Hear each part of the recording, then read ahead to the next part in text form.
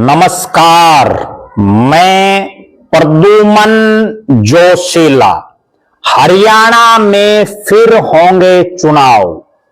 जी हां, एक बार फिर से चुनावी डंका बजने वाला है। कड़ाके की इस ठंड में हरियाणा में राजनीतिक पारा आसमान पर जाने वाला है। तमाम राजनीतिक पार्टियों ने कमर कस ली है और कर ली है चुनाव की तैयारी। जी हां, हरियाणा एक ऐसा प्रदेश जहां पिछली 3 योजनाओं से लगातार भारतीय जनता पार्टी की सरकार है। समय समय पर यहां चुनाव होता रहता है।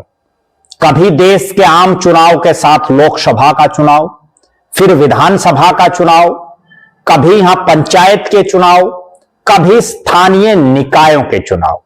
एक बार फिर से चुनावी रणभेरी बजने वाली है और इस बार 1, 2, 3, 4 नहीं, बल्कि हरियाणा के 7 शहरों में चुनाव होने वाले हैं। जी हां, और इन चुनाव की तैयारी को लेकर के चाहे भारतीय जनता पार्टी हो जो सत्तारूढ़ है, चाहे प्रदेश का मुख्य विपक्षी दल कांग्रेस हो, और चाहे अक्षेत्रीय पार्टियां इंडियन नेशनल लोकदल या जननायक जनता पार्टी हो, सब ने कमर कस ली है। आम आदमी पार्टी में भी सरगर्मियां तेज हो गई हैं।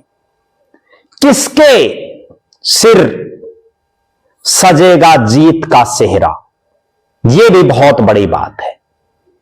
पंजाब चुनाव से ऐन पहले पंजाब के साथ लगते इलाकों में चुनाव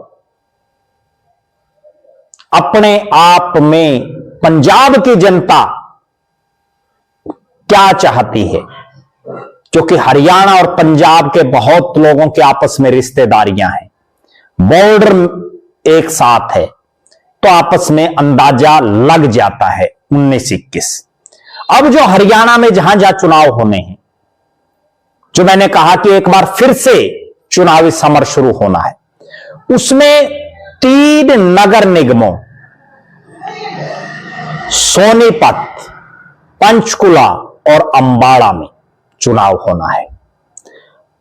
रेवाड़ी नगर परिषद और हिसार के उकलाना, रोहतक के सांपला और धारूहेड़ा में नगर पालिका का चुनाव होना है। यहां ना केवल तीनों नगर निगमों में मेयर का चुनाव, बल्कि पार्षदों का चुनाव भी होगा। इसी तरह से नगर निगम और नगर पालिकाओं में पार्षदों और चेयरमैन या चेयरपर्सन के चुनाव होंगे। आप दर्शकों की जानकारी के लिए मैं बता दूं कि 2024 के विधानसभा चुनाव में हरियाणा के 2 नगर निगमों के मेयर 2 अलग अलग इलाकों से, 2 अलग अलग हलकों से विधायक चुन लिए गए थे, जिसकी वजह से वो दोनों सीटें खाली हुई। सोनीपत की हम सबसे पहले चर्चा करते हैं। सोनीपत में कांग्रेस के नेता निखिल मदान मेयर बने थे। बीजेपी ने भी पूरा जोर लगाया था। हुड्डा परिवार ने, विशेषकर दीपेंद्र हुड्डा ने पूरा जोर लगाया, दमखम लगाया। निखिल मदान मेयर बने। विधानसभा चुनाव से ऐन पहले निखिल मदान ने पलटी मारी और वो बीजेपी में शामिल हो गए। बीजेपी ने उनको तुरंत प्रभाव से सोनीपत की सीट से विधानसभा की टिकट दी और सोनीपत शहर से मेयर निखिल मदान बन गए विधायक बीजेपी के। कांग्रेसी मेयर निखिल मदान बीजेपी विधायक निखिल मदान बन गए और इस सीट पर फिर उपचुनाव हुआ। यहां उपचुनाव में भारतीय जनता पार्टी ने टिकट देने का काम किया अपनी पार्टी के एक बड़े वरिष्ठ नेता, जिनका इस इलाके में अच्छा नाम रहा, राजीव जैन को, और राजीव जैन चुनाव जीत गए। राजीव जैन की धर्मपत्नी कविता जैन बीजेपी की विधायक रही और मनोहर पार्ट 1 में मंत्री रही। हालांकि उसके बाद उनकी बात नहीं बढ़ पाई। इसी तरह से अंबाला की सीट पर शक्ति रानी शर्मा, जो पूर्व केंद्रीय मंत्री विनोद शर्मा की धर्मपत्नी, राज्यसभा के सांसद कार्तिकेय शर्मा की मां हैं, वो विनोद शर्मा की जो पार्टी थी उससे मेयर बनी। उनका बेटा कार्तिकेय जब बीजेपी के समर्थन से राज्यसभा सांसद बना निर्दलीय, उसके बाद विनोद शर्मा और उनके परिवार ने भी बीजेपी की तरफ रुख किया। बीजेपी ने उनको विधानसभा की टिकट दी और पंचकुला जिले के कालका से वो विधायक बनी बीजेपी की। वहां भी उपचुनाव हुआ। वहां भारतीय जनता पार्टी ने शैलजा सचदेवा को अपना मेयर का प्रत्याशी बनाया और वो चुनाव जीत गए। इसी तरह से पंचकुला में कुलभूषण गोयल जो हैं वो किसी समय इंडियन नेशनल लोकदल के भी नेता रहे, बीजेपी के मेयर प्रत्याशी और बीजेपी की टिकट पर मेयर वो बन गए।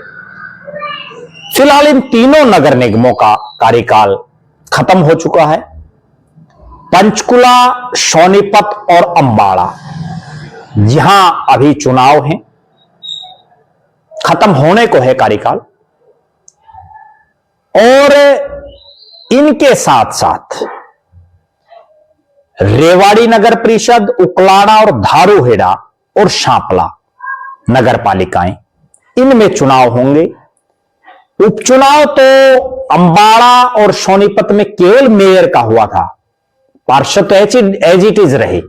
यहां जनता दो वोट करेगी, एक मेयर का सीधा या चेयरमैन का और दूसरा एमसी का, पार्षद का।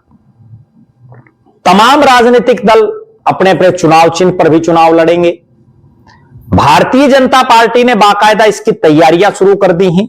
प्रदेश के अध्यक्ष पंडित मोहनलाल बड़ौली की अध्यक्षता में भारतीय जनता पार्टी बिल्कुल ग्राउंड जीरो पर काम करना उन्होंने शुरू कर दिया है। कांग्रेस ने भी चंडीगढ़ में हरियाणा प्रदेश के प्रभारी बीके हरिप्रसाद, विधायक दल के नेता चौधरी भूपेंद्र सिंह हुड्डा, युवा सांसद दीपेंद्र सिंह हुड्डा, प्रदेश के अध्यक्ष राव नरेंद्र सिंह और तमाम अन्य जो कांग्रेसी हैं उनके साथ मंत्रणा करके इन चुनाव में मजबूती से उतरने का ऐलान कर दिया है।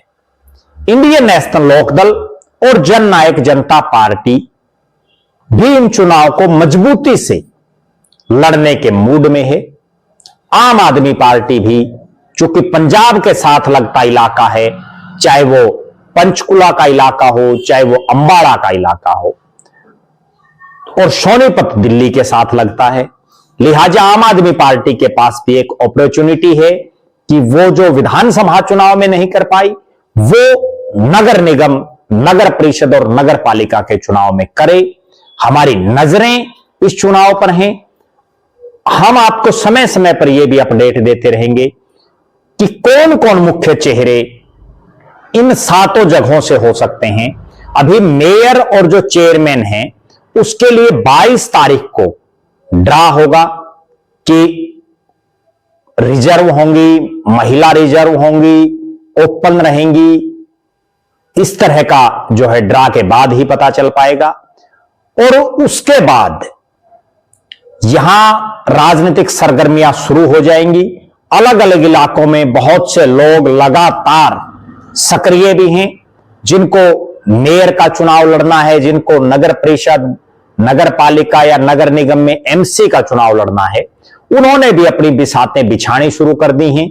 आपकी नजर में कोई ऐसा मजबूत दावेदार आपको लग रहा हो जो नगर निगम के इन चुनाव में जीत की हालात में है, किसी भी राजनीतिक दल से हो या निर्दलीय हो, तो आप उनका नाम कमेंट बॉक्स में जरूर लिखें। हम उनका भी अलग वीडियो में जिक्र करेंगे। और इन चुनाव पर हमारी पैनी निगाहें रहेंगी। कड़ाके की ठंड में हरियाणा में एक बार फिर से चुनावी समर आ गया है, रणभेरी बजने वाली है। बहुत बहुत धन्यवाद। आपका अपना प्रद्युमन जोशीला।